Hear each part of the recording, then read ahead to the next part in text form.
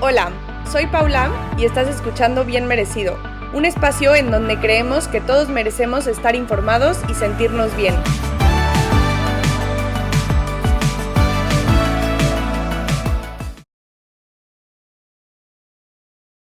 Hola a todos, muchísimas gracias por estar aquí. Estoy muy contenta esta semana de estar grabando y aparte este episodio me da ilusión. Hoy tenemos a Silvana Gómez Gordillo. Ella es nutrióloga funcional con especialidad en hipotiroidismo y salud intestinal. Ella estudió en la licenciatura de Nutrición y Ciencia de la Alimentación en la Universidad Iberoamericana y la maestría en metabolismo en la Universidad de Barcelona, además de que ha hecho varios cursos en salud gastrointestinal, enfermedades de tiroides, entre otros. Y también a lo largo de su carrera ha ido a platicar a diferentes universidades y lleva 6 años atendiendo a pacientes en su consultorio privado y ahorita tiene su consultorio online. Y aparte es amiga mía, así que muy contenta de tenerte aquí. Bienvenida. Muchas gracias, Paula. Y déjame decirte que me encanta este espacio que has creado y gracias por invitarme a platicar de un tema que tanto me gusta, que me apasiona, que es la salud intestinal y la microbiota intestinal. Buenísimo, me encanta que estés aquí y me encantaría empezar por lo más básico. ¿Qué es la salud intestinal y por qué es importante para nosotros? Bueno, es importante porque cuando tú cuidas tu salud intestinal, estás cuidando tu salud física y salud mental. Seguramente tú, Paula, y personas que nos estén escuchando, han escuchado alguna vez que el intestino es nuestro segundo cerebro. Sí. Y es que hay una comunicación constante entre cerebro e intestino. Esta comunicación es bidireccional, es decir, que el cerebro se comunica con el intestino y también el intestino con el cerebro. Y de hecho, así como hay este eje intestino-cerebro, hay eje intestino tiroides, intestino pulmones, intestino riñones, o sea, literal el intestino se comunica con absolutamente todo el cuerpo. Entonces, lo que pasa en el intestino tiene efectos en el resto de nuestro cuerpo. También por eso me encanta este tema, porque de alguna forma nos hace ver cómo la alimentación y la nutrición no se trata nada más de contar calorías y bajar de peso, ¿no? O sea, va muchísimo más allá. Entonces, como te digo, lo que pasa en el intestino se refleja en el resto del cuerpo y muchas veces se piensa en el cerebro como el director de orquesta, ¿no? Pero en realidad el intestino, pues también, de hecho tenemos un sistema nervioso entérico, que es el del intestino, y así como el sistema nervioso central está el cerebro y la médula espinal y tiene millones de neuronas, en el intestino igual.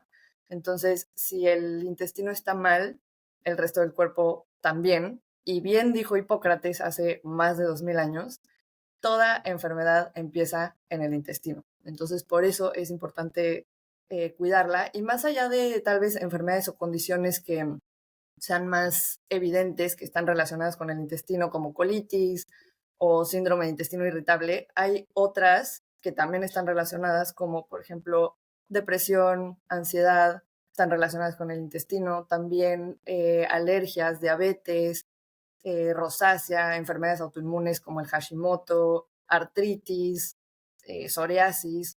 Entonces, absolutamente todo está relacionado con el intestino y por eso es tan importante cuidar nuestro intestino.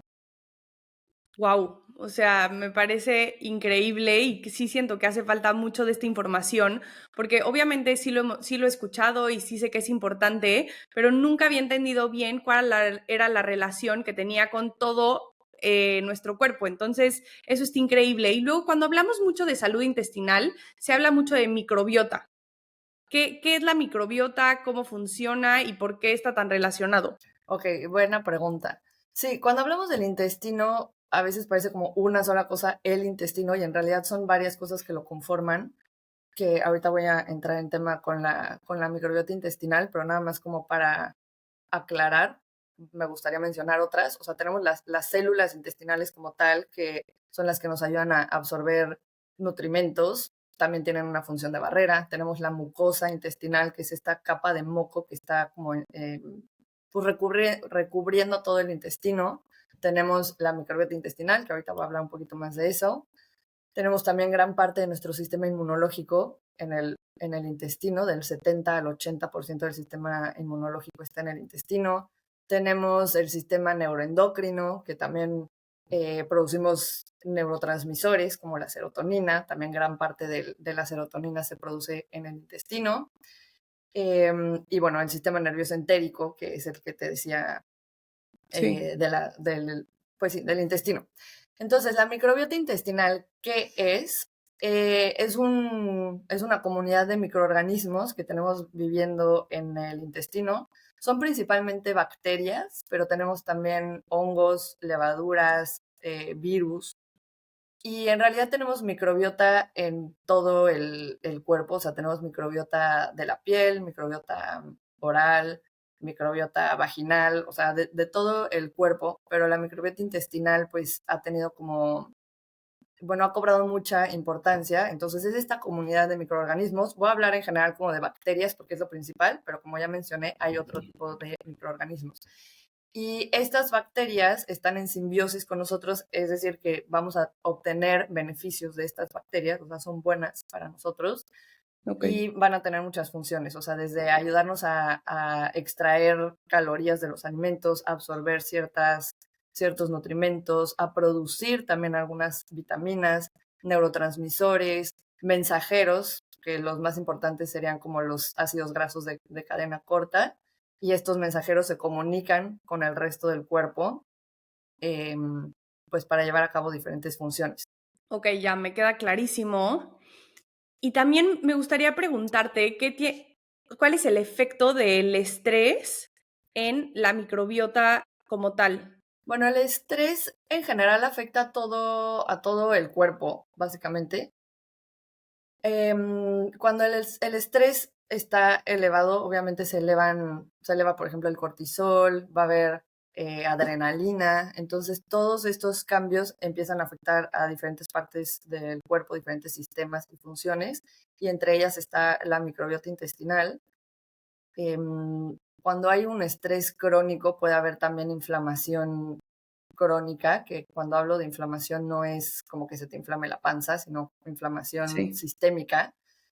Y eso evidentemente tiene consecuencias. Entonces, por ejemplo, muchas personas cuando pasan por periodos de estrés fuerte, generalmente lo sienten también o sea, tienen síntomas gastrointestinales. Muchas personas Sí. tienen diarrea, hay personas que más bien se van hacia el estreñimiento, y también por eso hay colitis nerviosa, que se llama, porque pues tiene mucho que ver con los niveles de estrés. Entonces, estos cambios, así como puede haber, te digo, más diarrea o estreñimiento o diferentes síntomas gastrointestinales, van a impactar también en la microbiota intestinal, porque tenemos diferentes tipos de bacterias en esta comunidad de microorganismos, y cada grupo de bacterias tiene condiciones óptimas para sobrevivir y para reproducirse y todo. Entonces hay unas que se alimentan de un tipo de fibras, otras de otro tipo de fibras, y hay unas que crecen mejor en un ambiente con una motilidad intestinal más lenta, otras más rápida.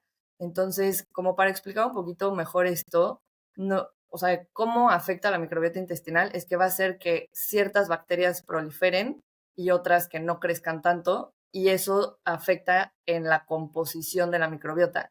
Y no es necesariamente que haya unas bacterias buenas o malas, sino que en las cantidades que deben de estar vamos a tener beneficios, pero si crecen de más un grupo de bacterias o se empiezan a morir otro grupo de bacterias, entonces vamos a tener pues problemas, ¿no? Como te digo, cada una tiene diferentes funciones, entonces si solo tenemos un tipo de bacterias, pues vamos a estar haciendo muy bien tal vez una función, pero el resto de las funciones van a quedar como flojas. ¿Y cómo podemos hacerle para que todas estas bacterias estén en equilibrio? ¿Qué tenemos que comer o tenemos que trabajar en nuestra salud mental o qué podemos hacer al respecto? Para contestar esa pregunta, quisiera explicar un poquito más sobre la microbiota. Te digo, Ok. hay varios grupos de bacterias y todo. Lo que nosotros queremos es tener una microbiota intestinal diversa. Eso es, o sea, la riqueza y la abundancia de bacterias nos da, o sea, riqueza más abundancia nos da diversidad. Eso es lo que queremos. Ok. ¿Qué es la riqueza? La riqueza es justo qué tipos de bacterias tenemos. Tenemos las bacterias del tipo A, las del B, las del C, así, o sea, muchos tipos de bacterias diferentes. Y la abundancia es, pues, qué tan abundantes son ese grupo. Entonces, igual y tú tienes 5 grupos diferentes de bacterias, pero una la tienes apenitas, tienes una bacteria viva y otra la tienes con muchas bacterias, ¿no? Y cuando decimos en equilibrio, no es necesariamente que todas las bacterias estén en el, como en la misma proporción, no es que tiene que haber 25 de una y 25 de otra y Ok, 25 de otra, por decirlo de alguna forma, sino que cada una tiene que estar en, o sea, pues diferente. Tal vez hay unas que necesitamos en mayor cantidad, otras en menos, pero mientras esté controlado. Por ejemplo, no sé si has escuchado de la cándida, que ese más bien es sí, un hongo, pero la cándida es parte de nuestra microbiota intestinal, la necesitamos, o sea, sí es parte de esta comunidad que nos trae, que nos aporta beneficios, pero cuando está muy abundante empieza a traer problemas, y es la candidiasis, y hay pues muchos síntomas, y pues es malo, por ponerlo así como muy, de una manera muy simple. Entonces, como te decía, lo que nosotros queremos es tener diversidad, que esté controlado, o sea, todas las bacterias en la proporción que necesitan estar. Entonces, ¿qué podemos hacer, regresando a tu pregunta, qué podemos hacer para tener esta microbiota diversa, en equilibrio y todo como lo queremos? Uno es alimentar a estas bacterias. ¿De qué se alimentan? Principalmente de fibra. La fibra es un prebiótico, que también seguramente te suena la palabrita, que está como de moda también ahora. Entonces, la fibra es un prebiótico, es lo que va a alimentar a estas bacterias. Y como te decía que todas se alimentan de diferentes tipos de fibra, entonces también lo que queremos es comer variado, comer suficiente fibra para no matar de hambre a nuestras pobres bacterias, y variado, porque uno podría decir, bueno, yo como súper saludable porque como siempre brócoli y siempre como pollo y arroz integral, por decir algo, ¿no? Y pues sí, suena saludable esa comida, pero si siempre comes lo mismo y no le varías, y que un día comas brócoli, pero otro día champiñones y otro día pimiento, o sea, esa variedad es lo que nos va a ayudar a que nuestras bacterias estén contentas, tengamos esa diversidad de bacterias, y no nada más las fibras, sino como el arco iris, comer el arco iris, ¿no? sí. Entonces, comer alimentos rojos que tengan, no sé, pues diferentes propiedades, diferentes fibras van a tener, los morados, o sea, básicamente tener variedad en nuestra dieta para tener una microbiota diversa, pero también nos va a ayudar no nada más la parte de la alimentación, sino también hacer ejercicio. Y si este ejercicio puede ser al aire libre, todavía mejor, porque vamos a estar en contacto también con otros microorganismos. No sé si has escuchado que crecer con un perro refuerza el Sí, sistema inmune. Es un poco también por esta parte, porque el intercambio de bacterias que hay entre el perro y el niño o la persona también va fortaleciendo nuestra microbiota intestinal. Entonces, así como por decirlo en una lista, ¿qué podemos hacer para tener una buena microbiota intestinal y diversa? Comer fibra, hacer ejercicio, si se puede al aire libre también, mejor, dormir bien, evidentemente tratar de no consumir alcohol o este tipo de sustancias que en general son nocivas para la salud. Mientras más natural pueda ser nuestra alimentación, mejor.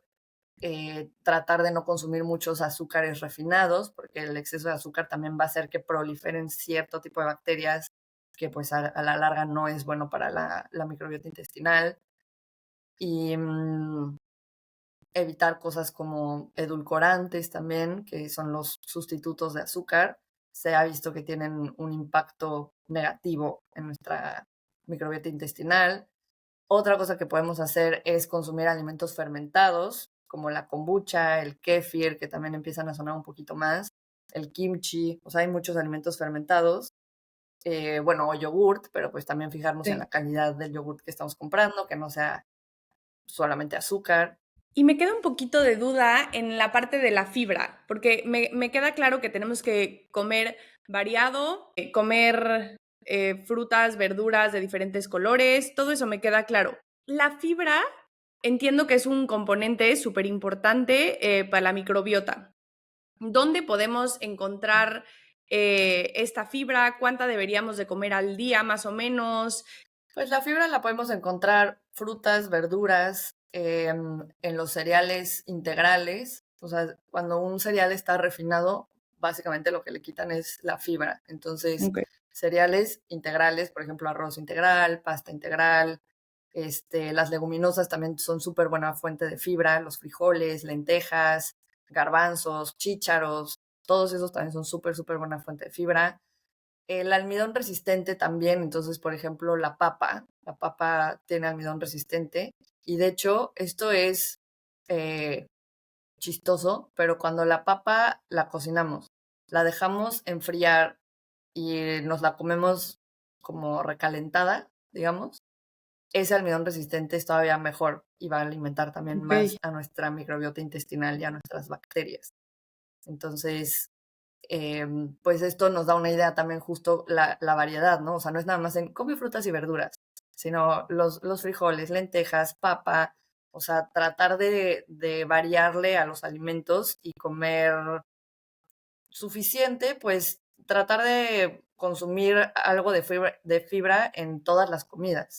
Desayuno, comida, cena. Si por ahí estamos viendo que nos cuesta trabajo porque hay gente que no le gustan tanto las verduras o así, este, pues no sé, puede ser también en forma de suplemento, una fibra, pero aquí caemos, si compramos un suplemento, por ejemplo, la inulina de agave, que también está como un poco de moda, y esa inulina la puedes poner en tu agua y entonces es una forma de consumir fibra, ¿no? Como este suplemento, la inulina en polvo. Y está bien, pero ahí vamos a caer en que siempre va a ser la misma fibra, ¿no? La inulina. Claro. Entonces, es mejor obviamente la alimentación o ya si va a ser algún suplemento o más bien complemento, que sea una mezcla de fibras, que tenga varios tipos de fibras para que esté como más completo. O como te digo, consumir alimentos fermentados. La kombucha es fermentada y pues tiene probióticos, entonces también de alguna forma eh, nos va a ayudar también con el tema intestinal. Y luego, hablando de los probióticos, ¿qué son y por qué últimamente se escucha tanto de ellos? Los probióticos son los microorganismos como Ah, tal, ok. que te digo, pueden estar en alimentos fermentados y van a contener probióticos o pueden ser como pues, los típicos cápsulas de probióticos, que son los microorganismos vivos que vamos a consumir. Y la idea es que esos microorganismos, pues los tragamos en la cápsula, en el caso del suplemento, y la idea es que lleguen hasta el colon para ahí poder hacer su función. Y los prebióticos son este alimento que necesitan las bacterias para poder sobrevivir, para poder reproducirse y poder pues hacer todas sus funciones. Entonces, esa es la diferencia, o sea, uno es el microorganismo como tal, el otro es el alimento, y hay también suplementos o alimentos simbióticos que son ambas cosas al mismo tiempo, un probiótico con un prebiótico junto, porque pues le estás dando ahí tal cual el alimento que necesita ese microorganismo que vas a consumir. Ok. Y entonces los probióticos son los mismos bichitos que ya tenemos, solo le estamos poniendo más, si lo ponemos súper sencillo. Sí, o sea, acuérdate que tenemos muchos tipos de Ok, bacterias, entonces hay probióticos que tienen, pues obviamente, muchas cepas diferentes, ¿no? ok, Para que sean muchas bacterias diferentes. Generalmente vienen muchas juntas, aunque también hay probióticos que es como un solo tipo de bacteria. ok, Sí, pueden ser los mismos o no que tengamos nosotros, porque la microbiota intestinal de cada persona es diferente. Entonces, para contestar fácilmente tu pregunta, sí, es como los que tenemos, pero puede haber alguien que le falte un tipo de bacteria y que por eso está teniendo problemas y el tratamiento es justamente suplementar con un tipo de probiótico diferente, ¿sí me explico? sí, perfecto. ¿Y todos nos debemos de suplementar con probióticos y prebióticos o con que tengamos una comida balanceada es suficiente o cómo funciona esto?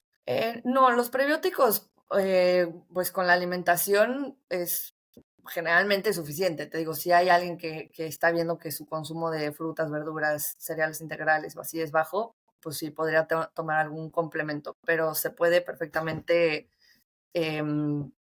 obtener estos prebióticos de manera natural a través de la alimentación. Y los probióticos pues sí, tampoco es que sea necesario consumir probióticos como tal de cápsula.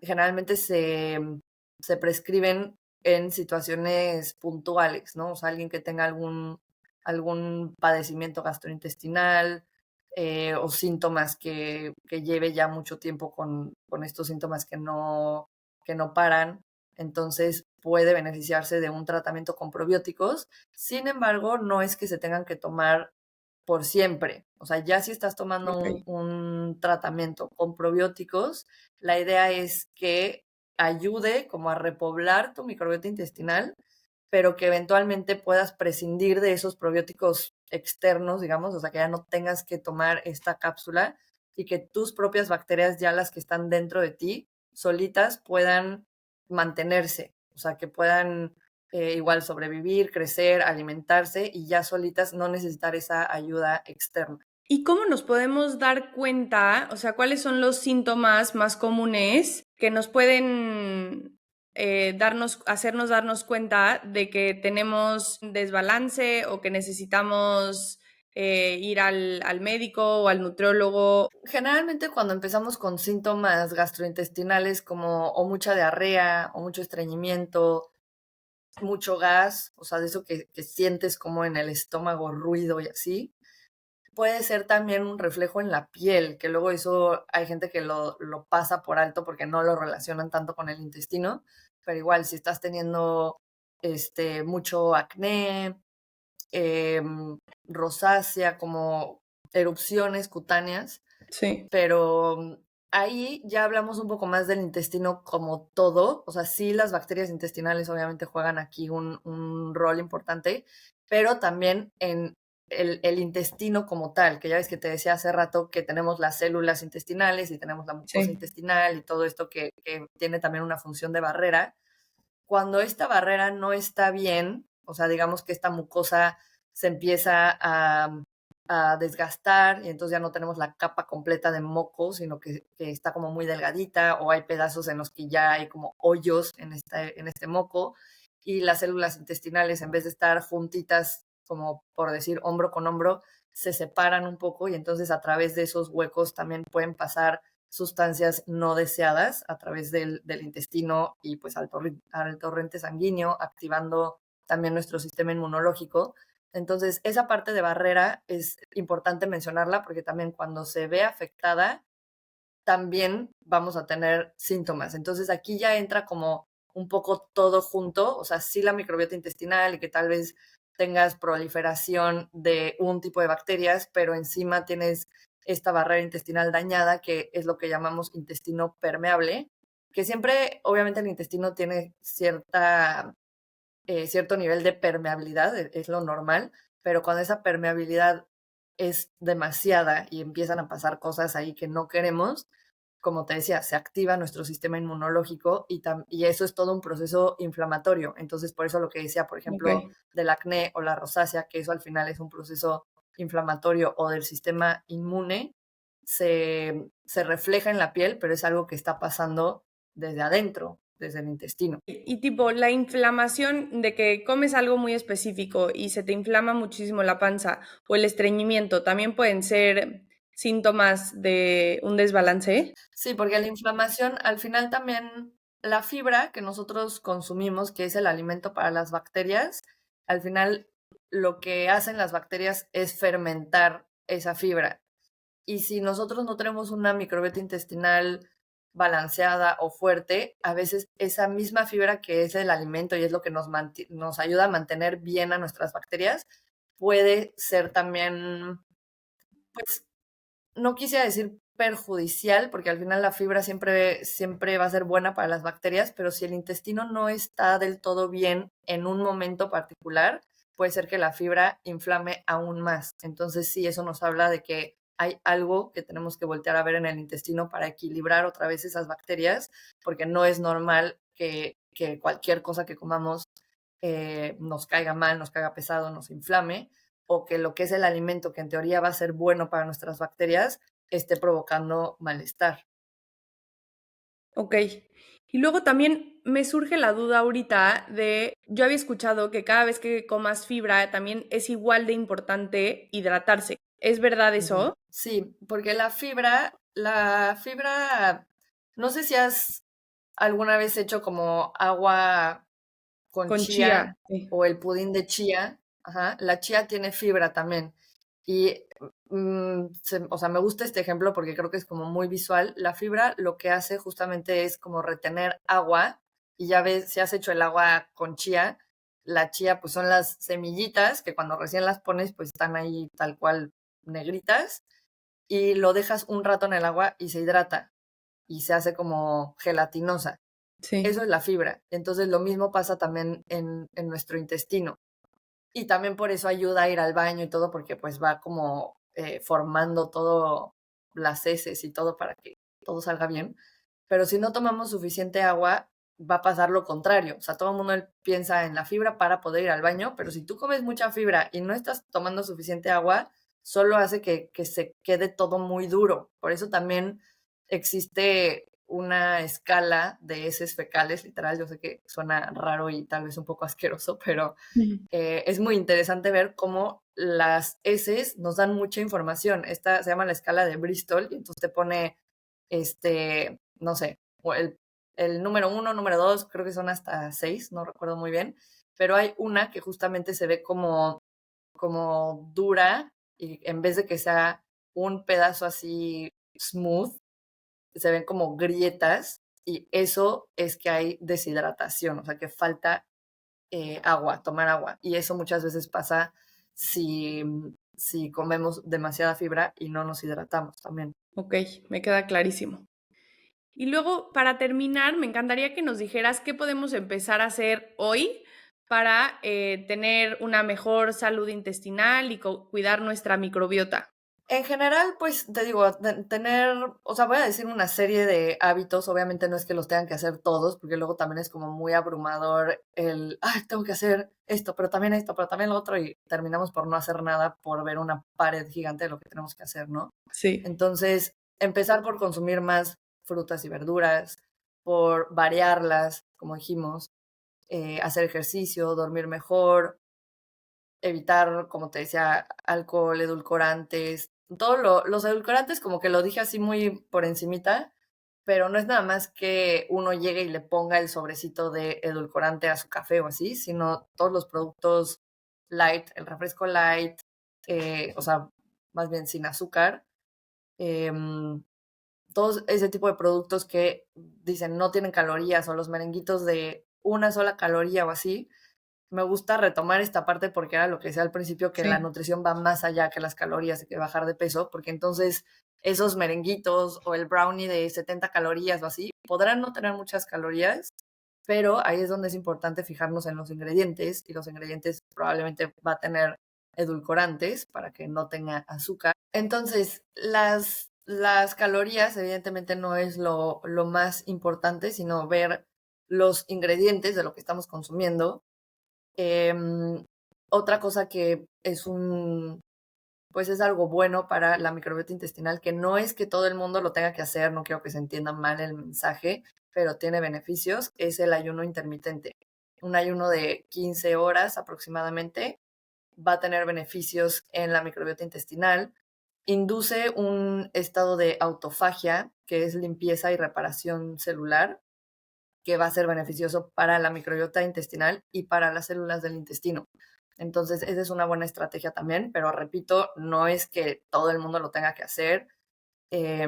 Obviamente va a depender también de cada persona y si le acomoda hacer ayuno intermitente o no. Y si eres una persona que no te acomoda hacer 15 horas de ayuno, no pasa nada. Hay otras cosas que puedes hacer también para mantener una microbiota intestinal saludable.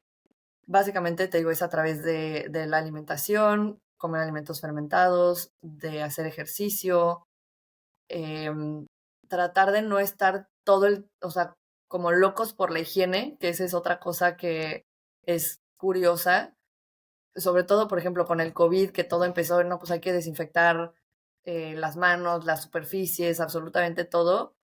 Digo, obviamente por el COVID era necesario porque no queríamos Sí. contagiarnos todos, pero que se quede como esa costumbre de todo el tiempo estar usando antibacterial y que sea todo perfectamente limpio y así no es lo mejor. Evidentemente tener ciertas medidas de higiene, pero no irnos al extremo. Y eso aplica también con niños chiquitos, que si están jugando en la tierra, en el lodo o así, dejarlos que se ensucien, también es bueno para esta microbiota intestinal y que creo que ya cambiando un poquito tal vez de tema, pero sobre la misma línea de la microbiota intestinal, creo que es importante también mencionar cómo empezamos a tener esta microbiota intestinal, porque algo que a mí me parece fascinante es que la microbiota intestinal cambia todos los días, o sea, no es que, bueno, ya logré tener una buena microbiota intestinal y ya da igual los hábitos que tenga, o sea, si yo mañana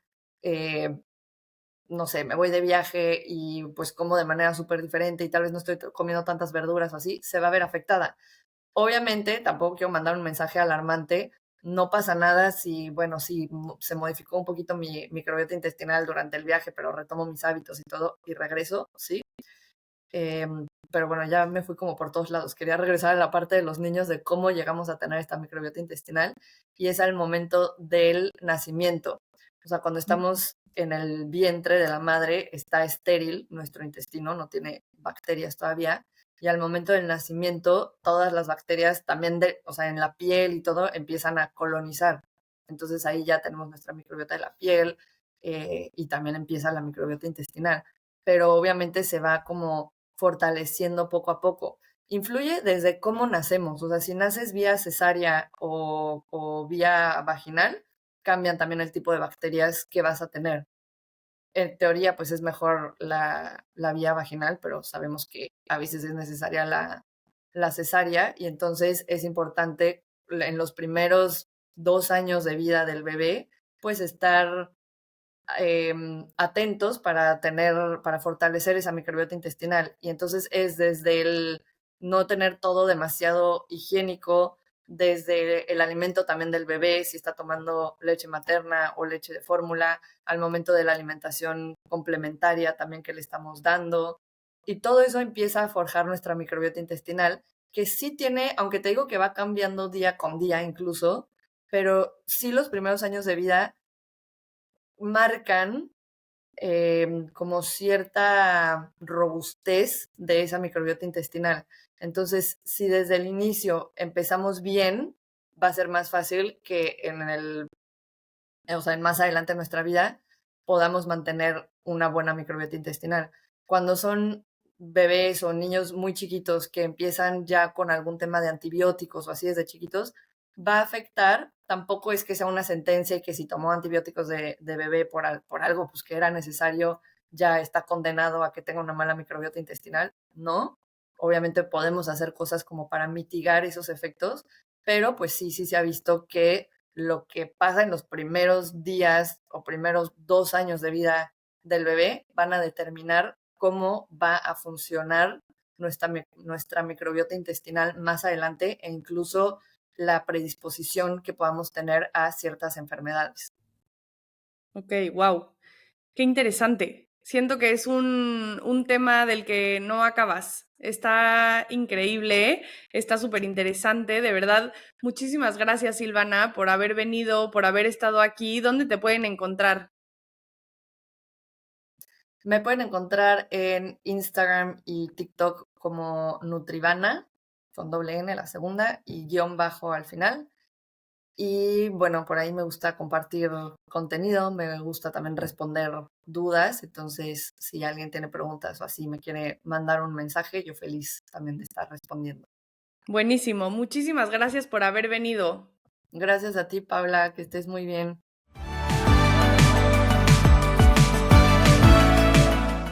Muchísimas gracias a todos por escucharnos. Síganos en redes sociales en @bienmerecido.media. Nos vemos el siguiente miércoles. Gracias. Las opiniones de los invitados en Bien Merecido son personales y no necesariamente reflejan las del equipo.